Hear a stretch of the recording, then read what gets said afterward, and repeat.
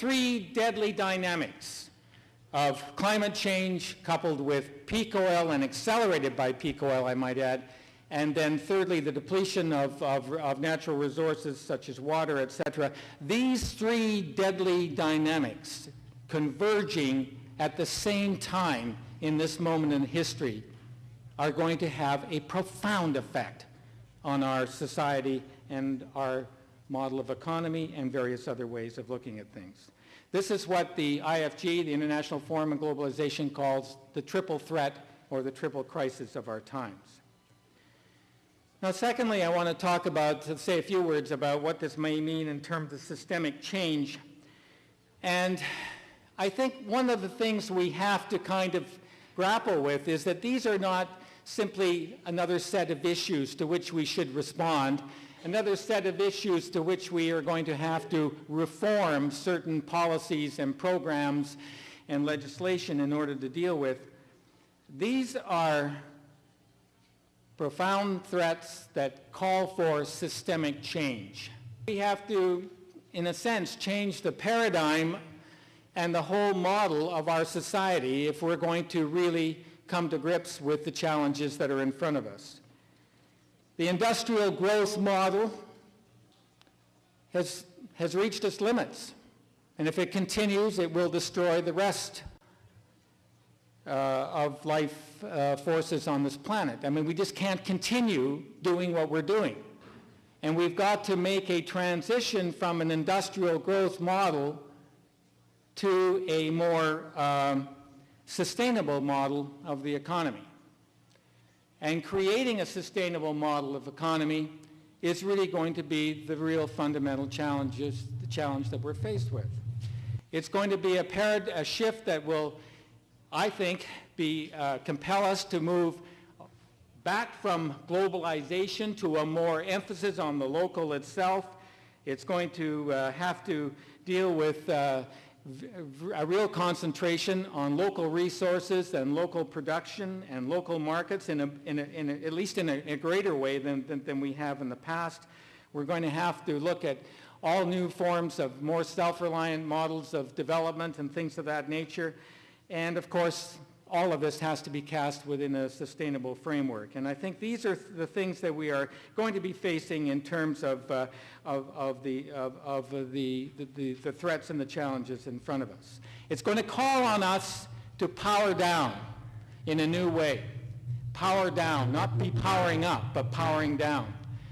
And this means we have to find new ways of living and new ways of operating. For my own work, my own concerns have to do in some ways about what does this all mean, what does all of this mean for the model and the role of the state and the model and the role of corporations in our time. In other words, when we talk about a systemic change like this, we have to recognize that we have to look at what are the economic and the political drivers, and what do we have to do to change those economic and political drivers. And that means looking again at the role of the state and the role of corporations. Certainly on a global scale, after the Second World War, as we all know, put in place through the Bretton Woods institutions, the General Agreement on Trade and Tariffs, along with the World Bank, along with the International Monetary Fund.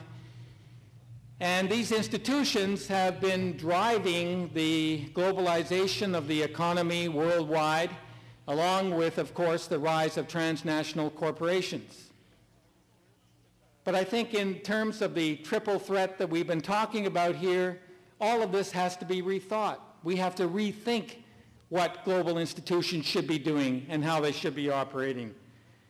And if we were simply to stick with the current models of the World Trade Organization or the international financial institutions I mentioned, we would be finding ourselves accelerating that process of industrial growth and therefore the triple threat itself on the planet.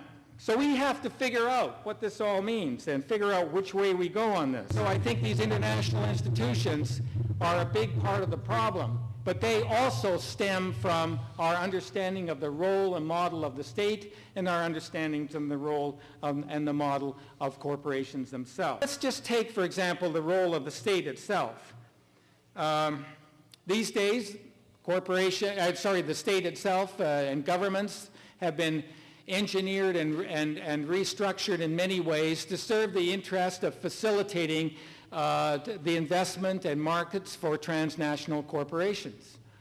And that's the way the state fundamentally functions and operates to a large extent. And we've allowed this transformation of the state to take place over the last 30, 40 years, and certainly with the rise of a transnational corporation, it has taken on that role in a much more vigorous way than ever before. And so what we are dealing with today is not a state that is capable of addressing the seriousness and depth with regards to the environmental threats that we've been talking about. And of course, today we often ask the question, well, you know, what about governments? Can't they rise to the occasion?